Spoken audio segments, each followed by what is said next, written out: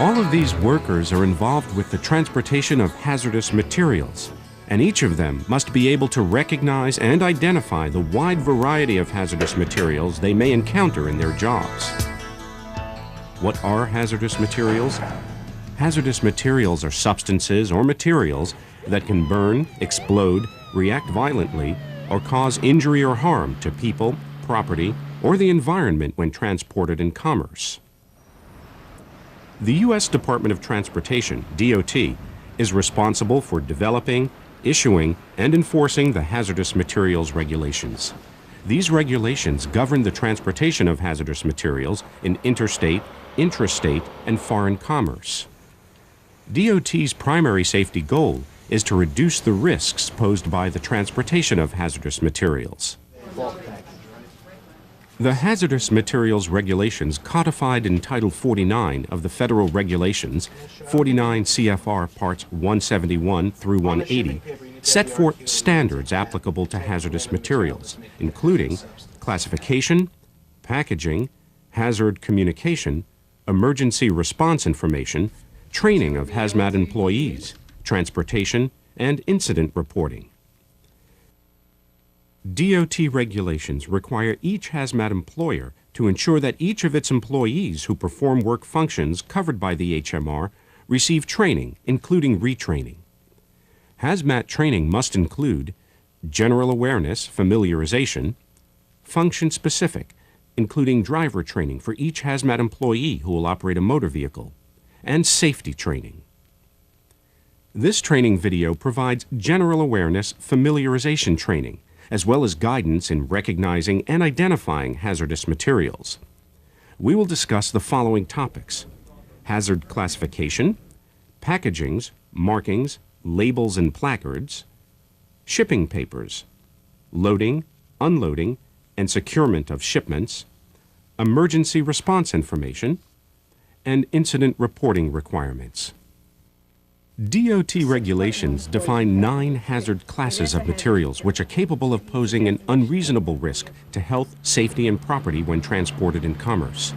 Each hazardous material is assigned to one or more of these classes.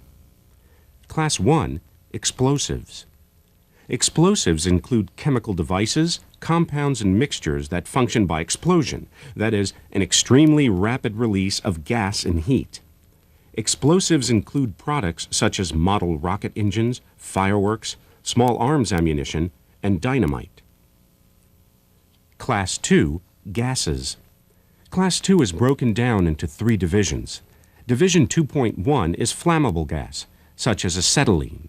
Division 2.2 is non-flammable compressed gas, such as nitrogen. Division 2.3 is poisonous gas, such as chlorine. Class 3, flammable and combustible liquids. Class 3 materials and their vapors are highly flammable. Gasoline, some paints, and lighter fluid are familiar examples of this hazard class. Class 4 is divided into 3 divisions. Division 4.1, flammable solids such as matches. Division 4.2, spontaneously combustible materials such as phosphorus. Division 4.3, dangerous when wet materials such as sodium. Class 5 is divided into Division 5.1 oxidizers and Division 5.2 organic peroxides. Products in Division 5.1 oxidizers, such as hydrogen peroxide, generally yield oxygen readily and cause or contribute to the combustion of other materials.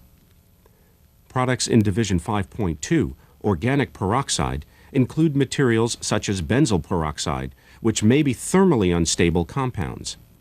Under certain conditions, an organic peroxide can begin to chemically decompose by itself, producing heat or combustion. Class 6 is divided into Division 6.1, poisonous or toxic materials, and Division 6.2, infectious substances. Poisons such as sodium cyanide and parathion may cause injuries, even death, if swallowed, inhaled, or absorbed through the skin. Infectious substances include microorganisms such as hepatitis and tuberculosis, and regulated medical waste that may cause disease in humans or animals. Class 7, radioactive material. Radioactive materials emit ionizing radiation that may be harmful to humans or animals and can affect photographic and X-ray film. Class 8, corrosives. Corrosive materials cause damage when they come into contact with living tissue, aluminum, or steel. The acid in a car battery is an example of a Class 8 material. Class 9, miscellaneous hazardous materials. These are any materials that may pose a risk to health, safety, and property, and which are not covered in other hazard classes. Class 9 includes environmentally hazardous substances, hazardous wastes, and marine pollutants. Familiar examples of Class 9 materials are dry ice and asbestos. In addition to these 9 hazard classes, DOT defines other regulated materials, or ORMs. ORM-D materials present a limited hazard during transportation due to their form, quantity, and packaging. Consumer commodities fall into this category. Hazardous materials must be properly packaged, marked, and if required, labeled and placarded. Packing groups must be considered in selecting the proper packaging for hazardous materials. The packing group indicates the relative degree of danger of the material. Packing Group 1 represents great danger, Packing Group 2, medium danger, and Packing Group 3, minor danger. Packing groups are not assigned to Class 2, Class 7, or ORM materials. Examples of non-bulk packagings include fiberboard boxes, drums, and cylinders. Examples of bulk packagings include rail cars and cargo tanks. Packaging manufacturers must ensure that each packaging complies with the hazardous materials regulations. The person who offers a hazardous material for transportation and commerce must use the packaging required for the specific hazardous material being offered. Markings are required on most packages. For non-bulk packages, some examples of markings are proper shipping name, identification number, shipper or consignee name and address, and orientation arrows. Examples of markings on bulk packages include proper shipping name, if required, and identification number. Other markings you may see on packages include inhalation hazard, marine pollutant, manufacturer's mark, and RQ for reportable quantity if the material is a hazardous substance. Also, a transport vehicle, freight container, or rail car in which the lading has been fumigated or is undergoing fumigation with any material is considered a package containing a hazardous material and must display the new fumigant marking. Labels and placards on packages and transport vehicles communicate important information to emergency responders in the event of an incident. Generally, non-bulk packages display hazard labels, while transport vehicles display hazard placards. Labels are diamond-shaped and are approximately 4 inches on each side. Placards are essentially a larger version of the label and are approximately 11 inches on each side. Some materials have more than one hazard and may require a separate label for each hazard. Likewise, a few products may require more than one placard. Labels and placards convey information about the hazardous material in several ways: by color, with symbols, with text, and with hazard class number or division number. Additionally, placards may display the ID number of the material. You may also see an international placard which displays neither text nor the ID number. With certain exceptions, placards must be displayed on all 4 sides of freight containers, rail cars, transport vehicles, or portable tanks, and must not be faded, damaged, or blocked from view. Poison placard, poison 6. The shipper must offer the carrier the required placards for the material being offered for transportation, unless the proper placards have already been affixed to the transport vehicle. In some cases, the shipper must affix the placards. Most hazardous materials must be described on a shipping paper. Shipping papers communicate the hazards of the material and must include the following information: proper shipping name, hazard class or division, identification number, and packing group if assigned. This is known as the basic description. The information must be listed in this order, spelled correctly, and only DOT-authorized abbreviations may be used. An emergency response telephone number must be noted on the shipping paper. The shipping paper must show the quantity of the material by weight, volume, or other unit of measure. Additional information may be required on the shipping paper. For example, DOT exemption number if the material is being shipped under an exemption, and RQ if applicable.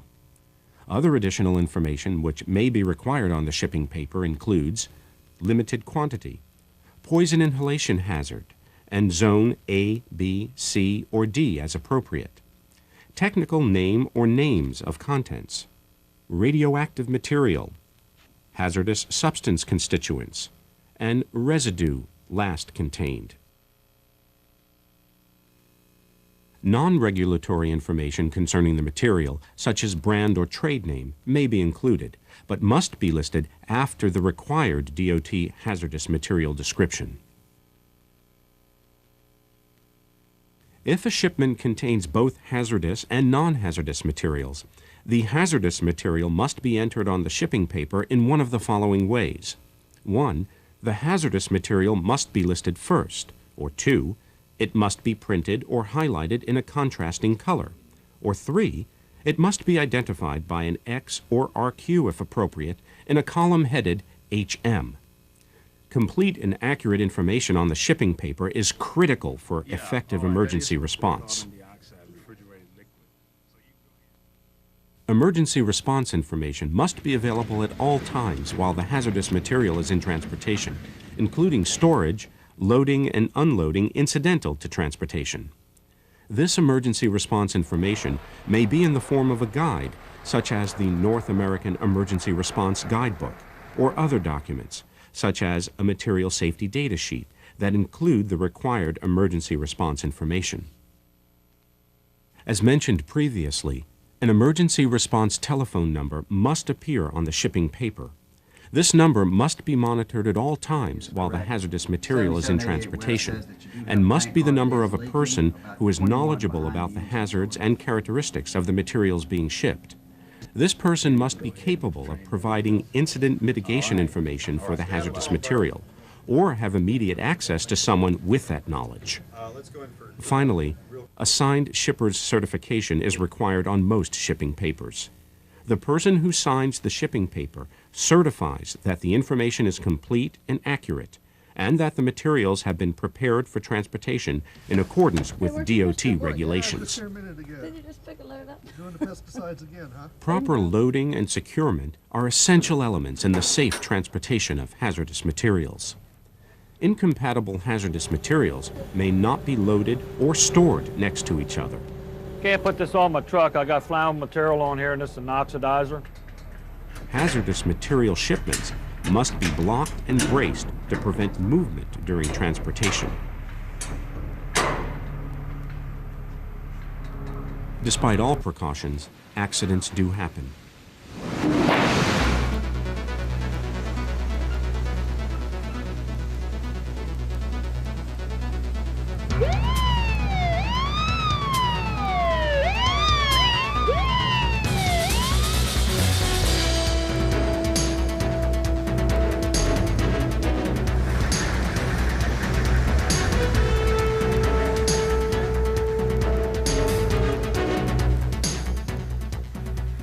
Hazmat incidents and accidents that result in any of the following require verbal notification to the Department of Transportation as soon as possible. Death or injury requiring hospitalization. Damage greater than $50,000. An evacuation of the general public that lasts an hour or more. Shutdown of a major facility or transportation artery for an hour or more. Or change in the operational flight pattern or routine of an aircraft. Report these incidents and accidents to the National Response Center at 1-800-424-2633. 8802 and follow up with a written report within 30 days. A written report is also required for any incident involving the release of a hazardous material, regardless of the seriousness of the incident. This video is not all-inclusive. We have not discussed exceptions for materials of trade, agricultural operations, limited quantities, other regulated materials, consumer commodities, material-specific and operational-specific requirements. Remember, you must also complete function-specific training and safety training, as well as driver training if you will be operating a motor vehicle transporting hazardous materials. The responsibilities for hazmat safety are shared by everyone who handles hazmat shipments, from the shipper to the carrier. Training is the best means of preventing hazardous materials incidents, and hazmat safety begins with you.